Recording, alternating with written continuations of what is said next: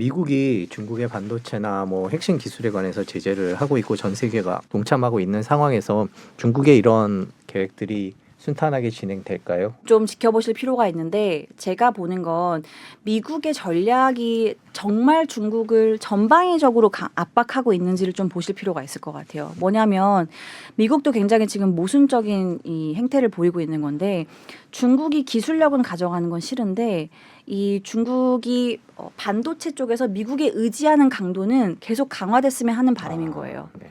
네, 왜냐하면 납품 자체는 계속 하고 싶은 거고 전체 엔드 유저까지 합치면 전체 반도체에서 3분의 1 정도가 중국이 이 전체 시장을 가져가고 있으니까 이 공급은 계속 하고 싶은 겁니다. 그래서 이 모순간의 중간점에서 미국이 하고 있는 거는 여러 가지 뭐 이슈들이 있었지만 장비 같은 이런 쪽은 납품은 그러니까 공급은 하지 못하게 막고 있지만은 엔드 따의 칩은 공급을 하게끔 하고 있어요. 그래서 엔비디아도 실제 중국에 기술을 고사양에서 저사양으로 바꿔서 계속 납품을 하고 있고 이거는 미국 정부가 용인을 한 겁니다.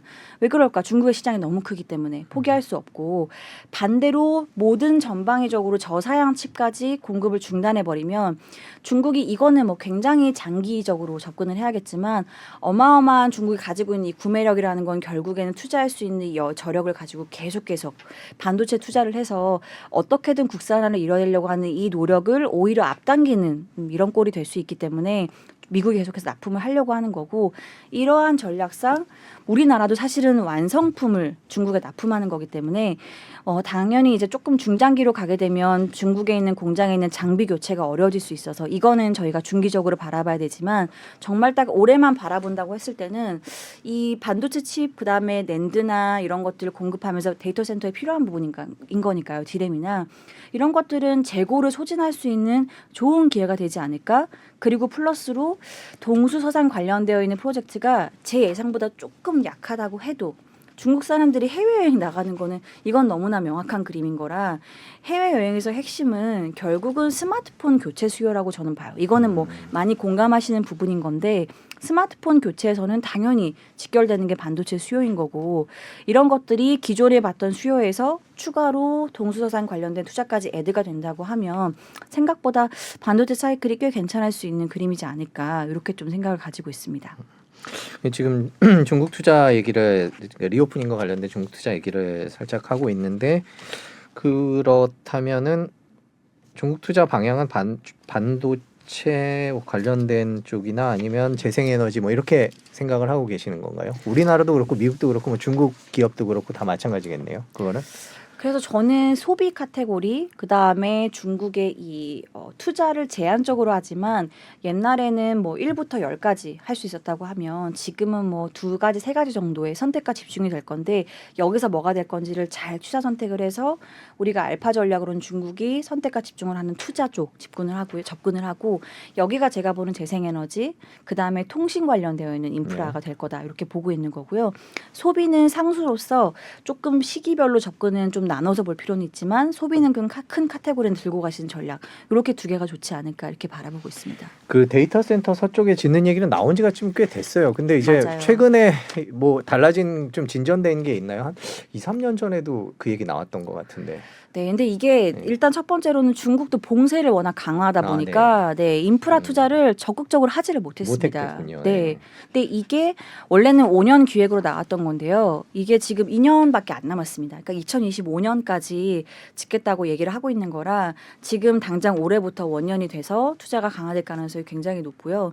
그런 관점에서는 좀 눈여겨보실 필요가 있을 것 같아요. 우리 중국 투자 얘기할 때 항상 이 얘기를 안 할 수가 없는데 좀 정치적 변수가 많아서 좀 불안하긴 해요. 오늘 기사에도 요 며칠 전에 기사에도 나왔죠. 그 마윈이 엔트그룹 지배권 포기했다고. 그러니까 중국이 갑자기 무슨 작년에 그런 일이 있었죠. 뭐 교육과 관련된 뭐 시진핑 주석이 한마디 하면 주가가 무슨 마이너스 90%가 되고 뭐 이런 일들이 비일비재하다 보니까 중국에 대한 투자 자체에 대해서 불신이 되게 많이 커져 버렸어요. 미중 갈등이라는 변수도 항상 있고요. 그런 리스크에 대해서는 어떻게 생각하십니까? 그래서 중국을 바라볼 때 네. 우리가 예상할 수 없는 이런 갑자기 터지는 리스크에 대해서 되게 민감하신 거를 저도 알고 있고 네. 저도 항상 경계하는데 빅테크 기업 특히나 이런 기업들 관련돼서는 제가 굳이 또 동수서산을 이렇게 좀 길게 시간을 할애해서 말씀드린 이유가 빅테크 기업들을 그렇기 때문에 저는 갑작스럽게 다시 규제할 가능성이 좀 낮다라고 보는 배경 중에 하나입니다. 결국은 중국이 앞으로 중장기 성장 전략으로 나아가고자 하는 정책 방향성에 빅테크가 함께 가는 구조라 네. 이들을 이제 규제해서 시진핑 주석이 얻을 수 있는 이득이 많지가 않습니다. 그래서 저는 갑작스러운 규제가 중국발로 생길 가능성은 낮다고 봐요. 그러니까 우리가 빅테크 기업들 연결해서 많이 보는 그림 중에 하나가 내우 외환이었거든요. 내부적으로는 중국 정부가 규제하고 이것도 아파 죽겠는데 밖에서 미국이 또 네, 그렇죠. 미국에 상장되어 있는 이런 기업들을 뭐 상폐시킬 수 있다. 최근에 좀 호전되는 이슈들이 많았지만 이런 것들이 우리가 불안감을 일으키는 요소였는데 내부적인 이슈는 저는 앞으로는 완화되는 그림으로 경계될 가능성이 꽤 높고 갑작스러운 규제가 생길 가능성이 낮아 보입니다. 다만 문제는 외부적인 이슈는 여전히 있죠. 그래서 미중 간의 갈등에서 결국은 핵심이 두 개잖아요. 첫 번째로는 금융산업 간에서의 갈등, 두 번째로는 기술, 이 패권에서의 이 핵심이 갈등인 건데 금융 쪽에서의 갈등은 블랙리스트에 편입시켜서 미국과 연결되어 있는 투자 자금이 투자하지 못하게끔 하는 게 이제 핵심인 건데 거기에 이들 빅테크 기업이 아까 말씀 주신 마윤 같은 이 개인의 영향력이 낮아지면 주말 사이에도 블룸버그 보도가 중요한 게 있었어요. 이 골든 쉐어를 행사할 가능성이 있다. 뭐냐하면 이 알리바바나 텐센트 같은 기업의 지분을 1% 정도 가져가는데 어마어마한 의결권을 동시에 가져가는. 그러니까 결국은 이런 빅테크 기업들이 국유화되는 그림으로 가는 건데 이러면은 미국 정부가 경계심을 더 끌어올릴 가능성이 높아지는 거죠. 그래서 중국 내부 이슈가 완화되지만 외부적으로 미국의 이 압박에서는 사실상 계속 시달릴 가능성이 있기 때문에 저는 빅테크 기업들은 올라가시는 구간에는 물론 진입하시는 시점에 따라서 이 손익 기준이 달라지겠지만 저는 정리하시는 구간이 맞다라고 보고 있긴 합니다. 그렇군요.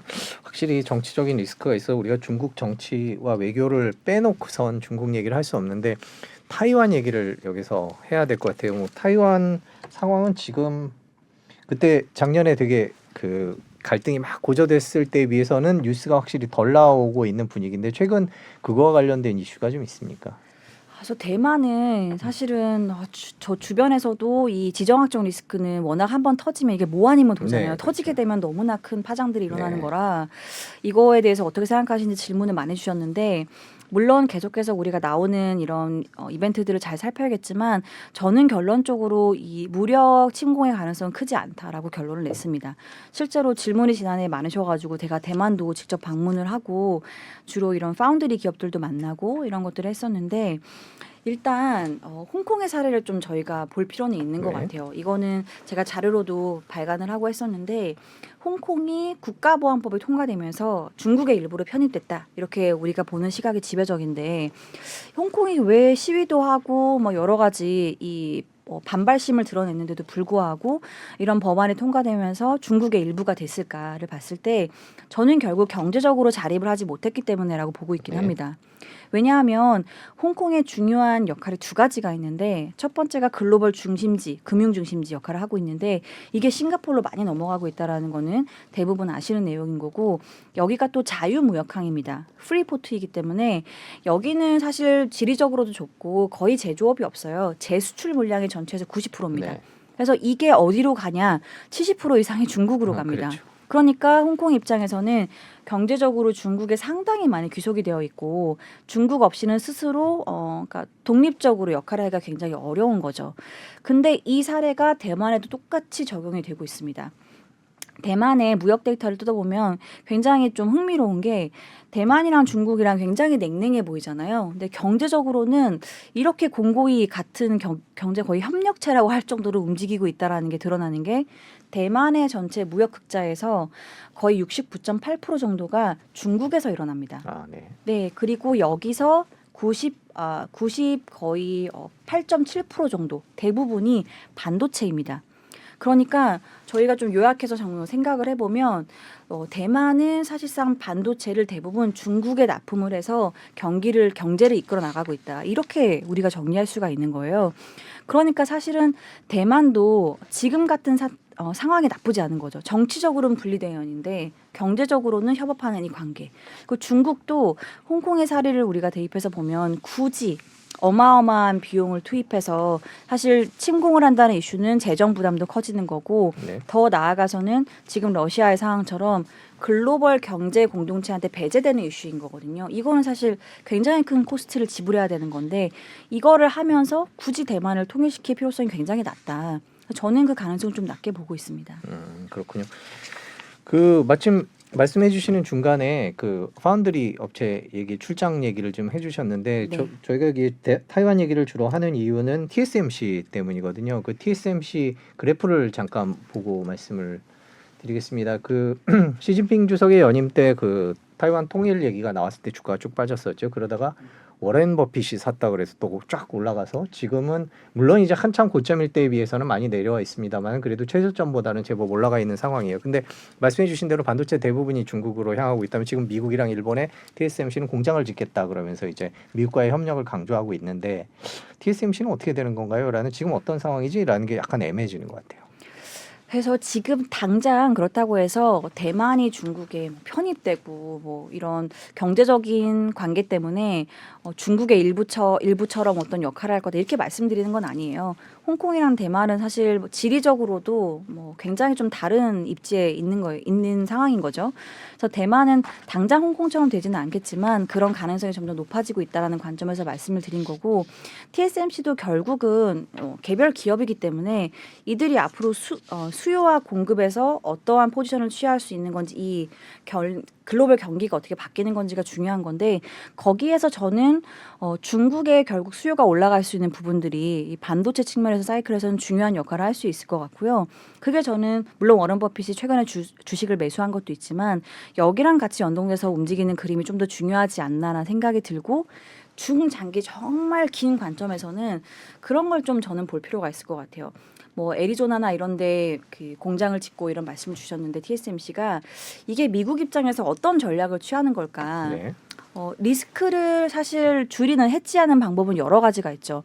일단은 대만 내에 있는 공장을 미국으로 옮기는 게 저는 사실 미국 입장에서는 리스크를 줄이는 중요한 방법 중에 하나다라고 생각하지 않았을까라는 생각이 듭니다. 그래서 일각에서는 그렇다면 미국이 이 상위 공정에서 대만이랑 관계를 더 공고히 하려고 한다라고 보시는 측면도 있는데 저는 그 반대이지 않나라는 생각을 제가 아까 말씀드린 무역 데이터를 보면서 생각을 했어요. 이거는 이 전체 엔드 유저의 이렇게 많은 부분을 중국이 차지하고 있는 걸 과연 미국이 대체해 줄 수 있을까? 이거는 바꾸기 굉장히 어려운 이슈인 거죠. 이거는 어떻게 보면은 태생적인 그냥 팩트이기 때문에 이거를 당장 바꾸기는 굉장히 어려운 이슈인 것 같고 그렇다고 하면 이 리스크를 줄이기 위한 여러 가지 방법으로 저는 사실 리쇼어링이나 이 공급망 재편이 중요한 화두가 될 것 같고 그런 측면에서는 중국도 그래서 저는 동수서산을 하고 있다는 생각입니다. 사실 효율성을 정말 따진다고 하면 동수동산을 하는 게 맞죠. 동부에서 일어난 데이터를 동부 지역에서 처리하는 게 맞는데 이 안에서 가장 중국 내 효율화된 측면으로 접근을 한다고 하면 저는 이런 게 맞는 것 같고 앞으로는 이제 글로벌라이제이션에서 정말 이 공급망이 단절화되면서 자국 내 이 공급망을 확공하는 게 중요한 이 큰 트렌드일 것 같고요. 그런 측면에서는 저는 사실 대만의 입지가 TSMC가 더 강화될 것인가, 더 약화될 것인가의 이 기로에서는 저는 조금씩 약화되는 그림이 되지 않을까 그렇게 바라보고 있긴 합니다. 장기 그림으로는. 장기로 네. 약화될 수 있다. 네, 근데 단기로 일단 바라보자면 일단 수요 측면에서 중국발을 끌어올릴 수 있는 요소가 있기 때문에 그런 측면에서는 뭐 나쁘지 않다고는 봅니다. 장기적으로는 TSMC가 중국에 납품하는 게 제한을 받을 거다 이렇게 보시는 건가요? 아니면 그 반대라고 보시는 건가요?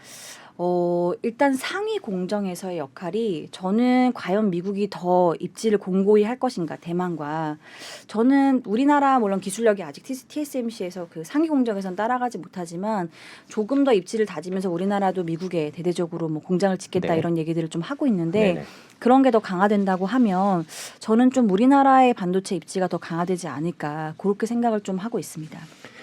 TSMC 얘기해봤고요. 저 미중 관계 얘기를 좀 해보겠습니다. 월스트리트 저널이 시진핑 주석이 2023년에 어려울 것으로 예상되는 세 가지를 얘기를 했는데 경제 성장률 둔화, 소비 부진 그리고 마지막으로 외교 갈등을 지적을 했어요. 그러면서 이제 중국과 기타 다른 나라 특히 미국 얘기를 2024년 그러니까 내년이죠. 내년에 미국 대선을 앞두고 이제 중국을 때리면 보통 인기가 올라가니까요. 그래서 미국의 공화당, 민주당 양당이 그 앞다퉈서 미중 갈등을 더 갈등의 뭐라 그럴까요? 갈등을 더 세게 갈 수 있다 이런 전망들이 나오거든요. 그거에 대해서는 어떻게 보십니까? 그거는 이제 거스를 수 없는 큰 트렌드인 것 같아요. 네. 이건 초당적으로 사실 미국에서도 압박을 할 거라 강화될 가능성이 저는 여전히 있다고 보는데 그런 그 와중에 저는 그 시점을 좀 나눠서 볼 필요는 있는 것 같습니다. 이거는 미국 내에서 규제도 있지만 중국 내부적으로 바뀌는 그림도 같이 연결해서 봐야 될 필요는 있을 것 같고요. 그래서 미국에서 압박을 계속 강화하는 기술 분야에서 정말 특화되어 있는 쪽 반도체 관련돼서는 오히려 미국이 중국의 압박을 강화할수록 저는 중국 내부에 있는 반도체 기업들은 당연히 안 좋을 거라고 봐요. 그래서 이런 기업들이 많이 상장되어 있는 과창판 이런 쪽은 저희가 사실 긍정적으로 바라보진 않는데 그러면 중국이 자생적으로 생산할 수 있는 능력들이 점점 낮아지는 거라 여기에서 외부 의존도는 점점 높아질 거고 그렇다고 하면은 저는 사실 외부 조달을 할 수 있는 가장 이점에 있는 게 결국 중국 내 공장이 있다고 우리나라 반도체 네. 기업들을 안 좋게 봤었는데 네. 여기서의 의존도가 더 높아질 수 있지 않을까. 그리고 규제의 이 큰 방점도 말씀드린 것처럼 이 기술력을 확보하는 장비단에서의 공급이 어려워지는 거지 완제품 이 칩 자체를 공급하는 거는 사실 뭐 전방위적으로 차단하고 있는 건 아니라 여기서의 저는 유리한 부분들은 충분히 선택해서 갈 수 있는 부분이지 않을까 생각이 들고 다만 미국에 상장되어 있는 중국 기업들 여전히 저는 리스크가 있다고 봅니다. 이거는 가장 압박하기 좋은 수단인 거죠. 왜냐하면 여기는 압박을 해도 미국이 크게 타격을 입을 만한 건 없어요. 네. 그래서 미국에 상장되어 있는 중국 기업들이 주말 사이에도 보도가 많이 나왔지만 상장 폐지를 하고 중국에 돌아오거나 아니면은 뭐 홍콩이랑 본토에 상장이 되어 있으면 굳이 동시상장 뭐 이미 되어 있으니까 여기에 있는 상장을 이제 철회하는 이런 행태들을 계속 강화해 나가겠다라고 얘기를 하고 있는데 이러한 그림들은 더 강화될 수 있을 것 같다라고 보고 있습니다.